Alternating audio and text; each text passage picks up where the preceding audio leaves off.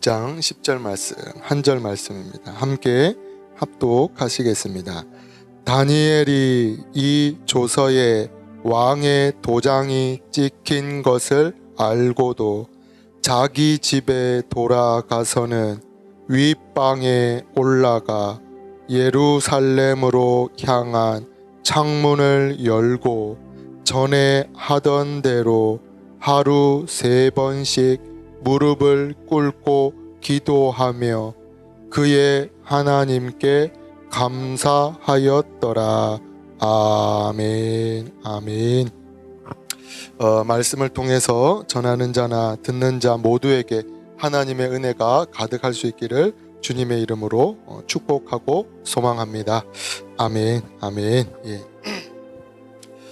바벨론의 느부갓네살 왕을 이어서 바벨론의 느부갓네살 왕을 이어 그의 아들인 벨사살 왕이 바벨론을 다스리게 됩니다. 이 벨사살 왕은 바벨론의 어떤 굳건함 뿐만 아니라 강성함을 드러내기 위해서, 내가 얼마나 강한지를 드러내기 위해서 1000명의 귀족을 불러서 호화로운 잔치, 연회를 베풀게 되어집니다. 다니엘서 5장 1절은 이렇게 기록을 하고 있습니다. 다니엘서 5장 1절 제가 읽겠습니다. 벨사살 왕이 그의 귀족 1000명을 위하여 큰 잔치를 베풀고 그 1000명 앞에서 술을 마시니라. 벨사살 왕은 귀족 1000명을 위하여서 큰 잔치를 베풀게 되어지죠. 그리고 잔치를 이렇게 벌이고 있던 도중에 이 벨사살 왕이 무엇을 하게 됩니까? 예루살렘 성전에서 가지고 온 그릇과 기명들을 가져와라 라고 명령을 하게 되어지죠. 그리고 그 가지고 온 하나님을 예배할 때 쓰였던 그 그릇과 기명들을 무엇 하는 데 쓰게 되냐? 술을 마시는데 이 벨사살 왕이 사용하게 되어집니다. 그러던 중에 한 사건이 일어나죠. 일이 일어나게 됩니다. 어떤 일이 벌어지냐? 사람의 손가락들이 나타나서 벽에 글자가 쓰여지기 시작하죠. 그리고 그 글씨는 메네 데겔 우바르신이라는 글자가 그 가운데에 쓰여지게 되어집니다. 다니엘서 5장 25절은 이렇게 기록을 하고 있습니다. 다니엘서 5장 25절 말씀 우리 함께 합독하시겠습니다. 기록된 글자는 이것이니 곧 메네 데겔 우바르신이라. 아멘. 아멘. 여기서 메네라는 것은 세다, 계산하다라는 그러한 뜻입니다. 그리고 데겔은 저울에 달다라는 뜻을 가지고 있죠. 저울에 달다. 이어서 이 우바르신이라는 것은 쪼개다, 찢다라는 의미를 가지고 있습니다. 즉 메네 데겔 우바르신이라는 것은 문자적으로는 어떻습니까? 세어지고 저울에 달려 쪼개진다라는 그러한 글씨가 이렇게 쓰여지게 되고 벨사살 왕이 보게 되어지죠. 동일하게 이 단어, 이 글은 하나님께서 바벨론 왕국과 그 통치자들이 행한 악한 행위를 여러 차례 세하려 보셨다, 여러 차례 헤아려 보셨다라는 것입니다.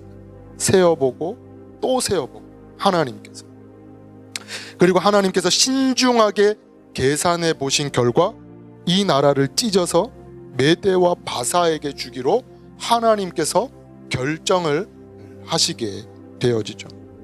결국 하나님의 말씀대로 이 바벨론이 어떻게 되어집니까? 메대와 바사에 의해서 멸망을 당하게 되어지죠. 그리고 본문은 20절 말씀, 이 6장 말씀부터가 그렇습니다. 이 본문은 메대의 다리오라는 자가 바벨론을 통치하는 상황입니다. 때문에 이 메대의 다리오 왕은 자기의 뜻에 맞는 120명의 자기 사람들을 고관으로 세우게 되어지죠. 6장 1절 말씀입니다.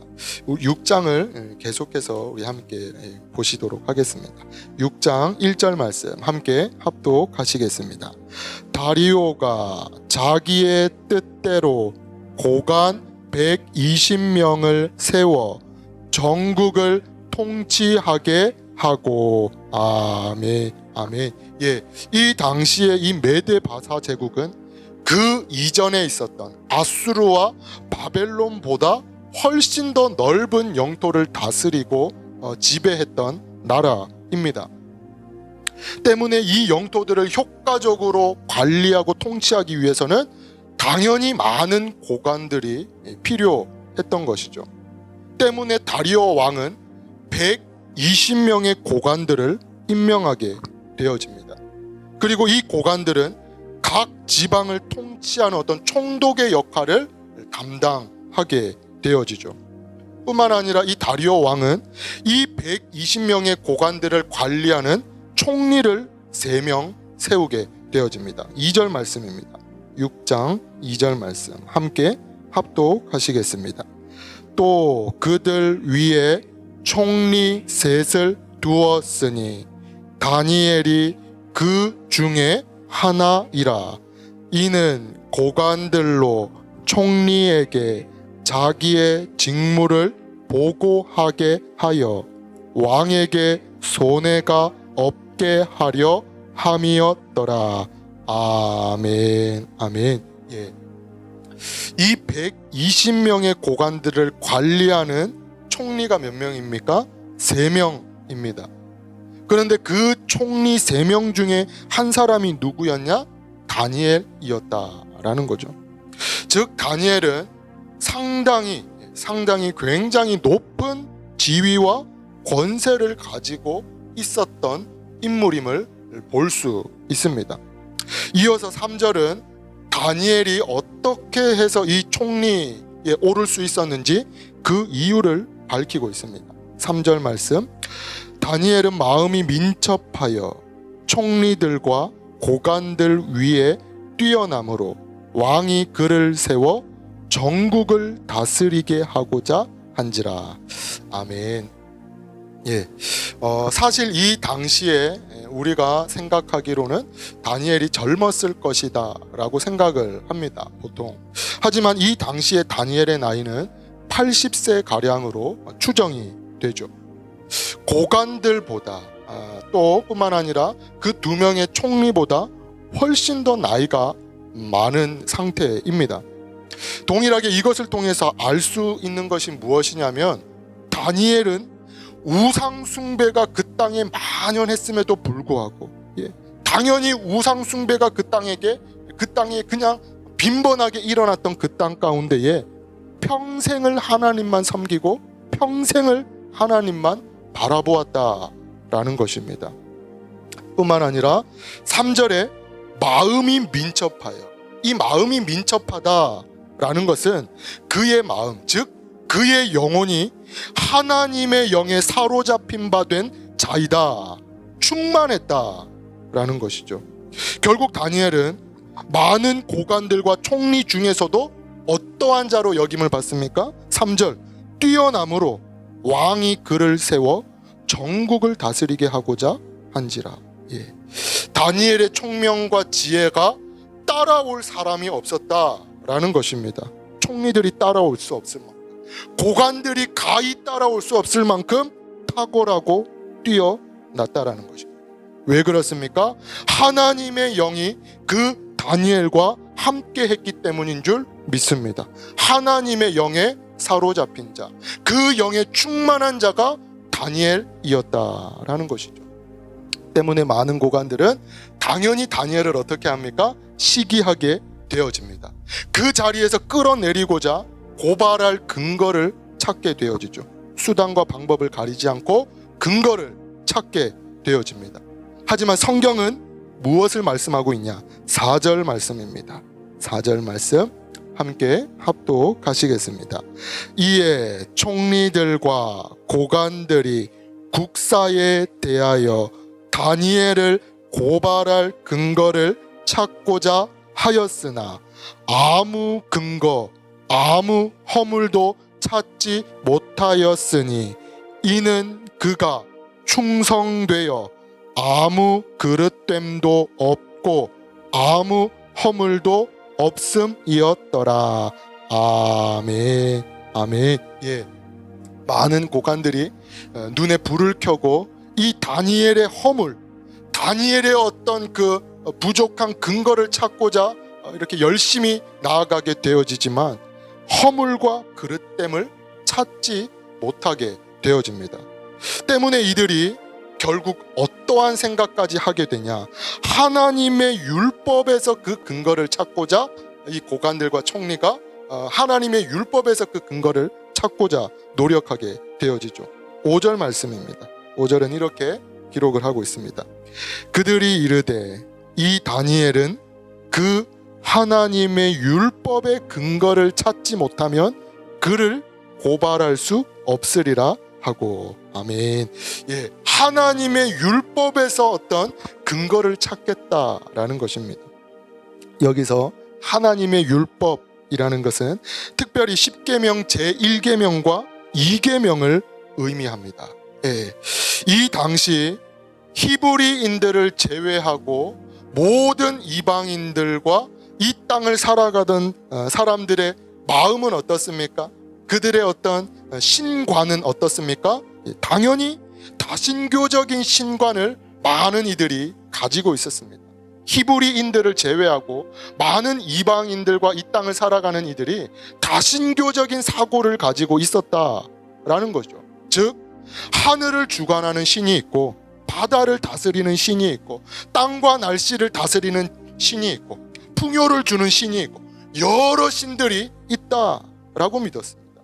하지만 히브리인들은 어떻습니까? 오직 하나님밖에 없다. 네, 오직 하나님밖에 없다라는 것입니다. 유일신을 주장했던 것이죠. 동일하게 이러한 하나님의 율법을 근거해서 고관들과 총리들은 악한 법을 세우게 되어집니다.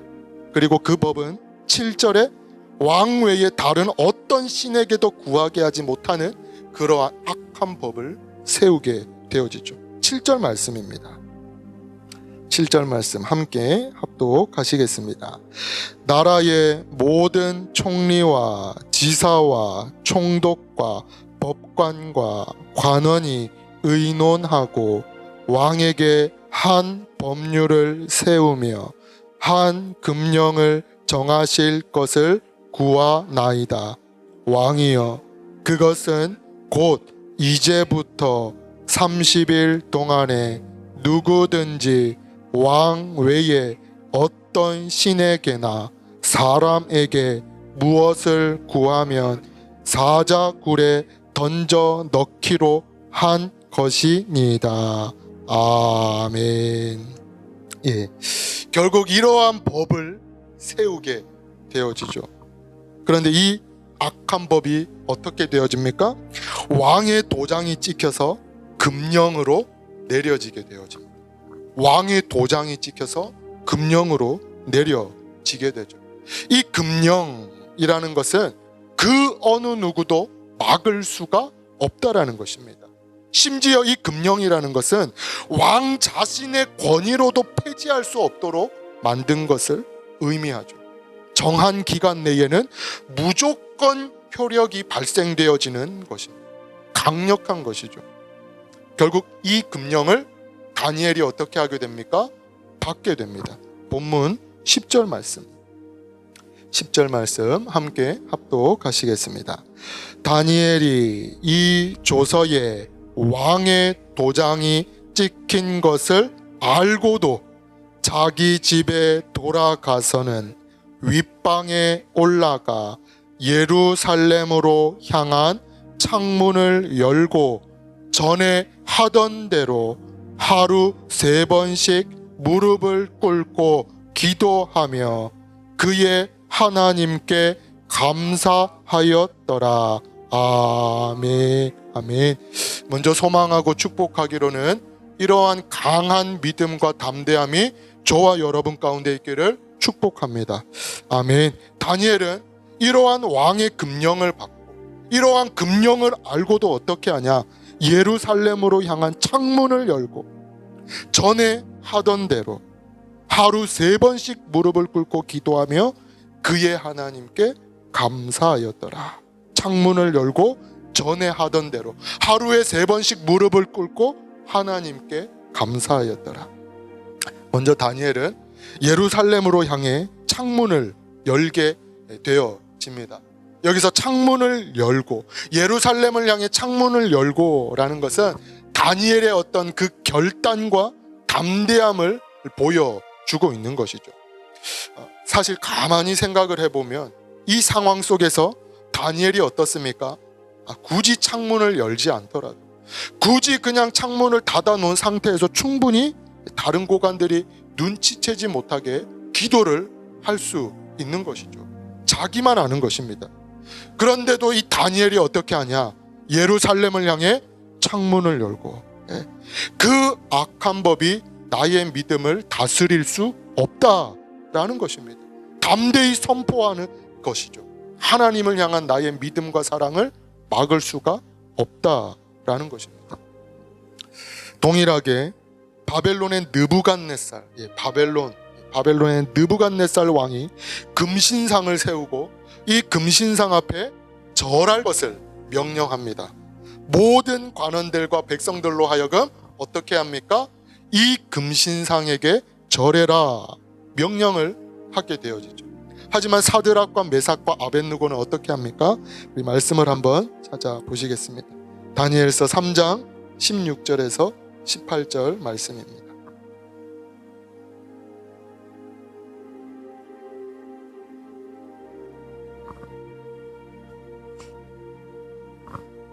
다니엘서 3장 16절에서 18절 말씀 함께 합독하시겠습니다.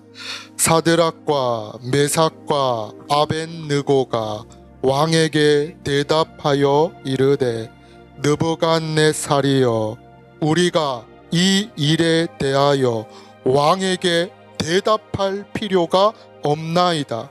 왕이여, 우리가 섬기는 하나님이 계시다면 우리를 맹렬히 타는 풀무불 가운데에서 능히 건져내시겠고 왕의 손에도 건져내시리이다.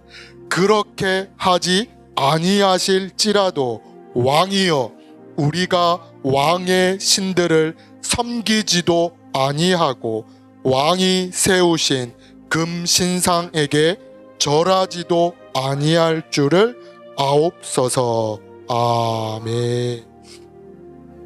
그 금신상 앞에 절하라 라는 이 명령 앞에 사드락과 메삭과 아벳느고는 그렇게 할 수 없습니다. 그렇게 하지 않는다 할지라도 오직 하나님만을 우리가 섬기겠습니다.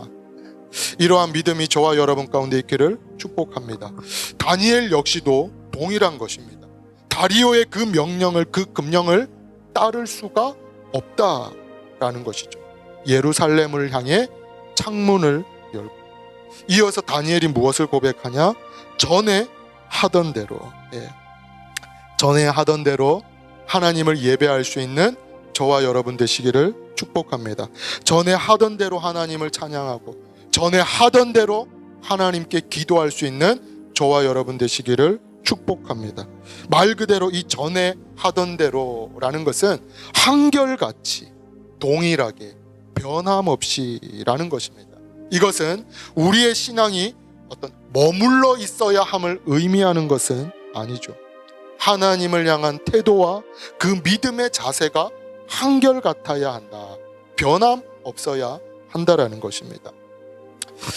간혹 우리가 이러한 표현을 사용하기도 하죠. 강한 자가 살아남는 것이 아니라 살아남는 자가 강한 것이다. 참 어떤 의미가 있는 말입니다. 강한 자가 살아남는 것이 아니라 살아남는 자가 강한 자이다. 동일하게 오늘 말씀을 이렇게 준비하는 가운데에 이러한 생각이 들게 되었습니다.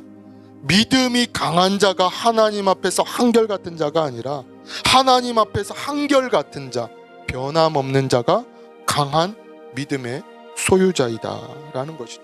대단한 것이 아닙니다. 슬프나 기쁘나 괴로우나 고통스러우나 절망 가운데 있으나 늘 하나님 앞에서 한결같은 자, 변함없는 자. 다니엘이 어떻게 합니까? 전에 하던 대로. 이어서 다니엘은 이렇게 표현을 합니다. 10절 말씀에 하루 3번씩 무릎을 꿇고 기도하며. 종교개혁자인 루터는 이러한 고백을 합니다. 만일 내가 새벽에 2시간 이상을 기도하지 않았다면 그날의 승리는 마귀에게로 돌아갔을 것이다. 나에게는 너무나 할 일이 많았다. 그러나 날마다 3시간 이상 기도하는 것보다 더 중요한 일은 없었다. 나에게는 기도가 모든 일을 지탱해 나아가는 힘이 되었다. 종교개혁자인 이 루터조차 무엇을 이야기합니까? 내가 지혜롭기 때문에, 하나님께서 나와 함께 하셨기 때문에, 그것도 물론 중요하지만 기도함으로 말미암아 이 일들을 감당할 수가 있었다라는 것이죠. 마가복음 9장에는 귀신 들린 아이를 고치고자 힘쓰고 애쓰는 제자들의 모습을 기록하고 있습니다. 한 아이의 아버지가 예수님의 그 제자들을 찾아와서 부탁을 하게 되어지죠. 자신의 아이를 괴롭게 하는 이 귀신을 쫓아내 달라 제자들에게 이 아버지가 부탁을 하게 되어집니다. 때문에 제자들이 어떻게 합니까? 할 수 있는 방법을 다 동원하고 수단을 다 써보지만 아무런 변화가 일어나지 않는 것이죠. 아이의 아버지도 이야기를 합니다. 그들이 능히 하지 못하더이다. 이 능히 하지 못하더이다 라는 것은 그들이 아무것도 할 수 없었다. 아무런 어떤 도움과 필요가 되지 못했다라는 것입니다. 결국 이 자녀의 아버지가 예수님에게 부탁을 하게 되어지죠. 그리고 예수님은 그 아이에게 들려있던 귀신을 쫓아내게 되어집니다.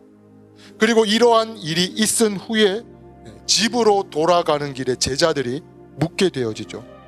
예수님께 조용히 묻게 되어집니다. 마가복음 9장 말씀을 우리 한번 보시겠습니다. 마가복음 9장 28절 말씀.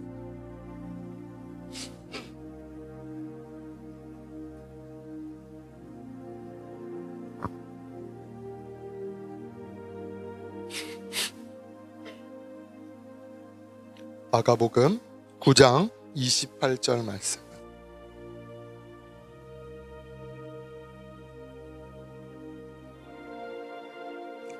마가복음 9장 28절 말씀 함께 합독하시겠습니다. 집에 들어가심에 제자들이 조용히 묻자 오되 우리는 어찌하여 능히 그 귀신을 쫓아내지 못하였나이까. 아멘. 이어서 예수님께서 무엇을 말씀하시냐? 29절 말씀도 우리 함께 합독하시겠습니다. 이르시되 기도 외에 다른 것으로는 이런 종류가 나갈 수 없느니라 하시니라. 아멘. 예수님께서 조용히 묻는 그 제자들에게 무엇을 이야기합니까? 기도밖에 없다라는 것이죠.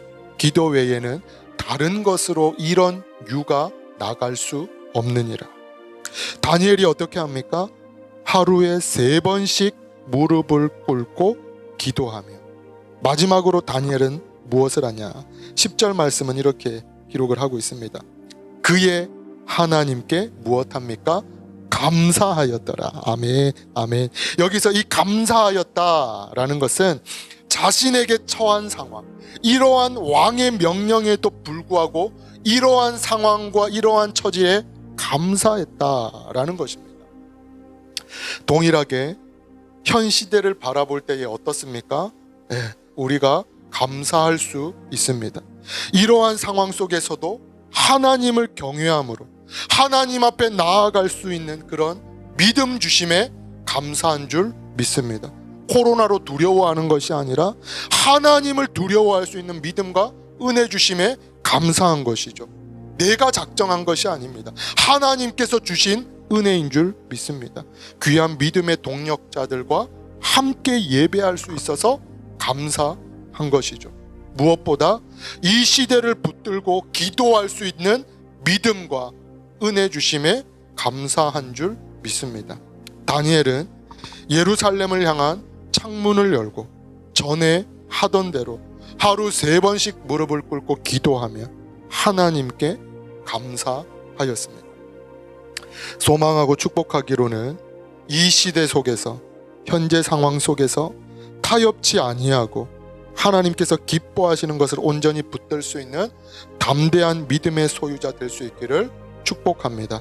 하나님 앞에서 한결같이 변함없이 행할 수 있는 저와 여러분 되시기를 축복합니다.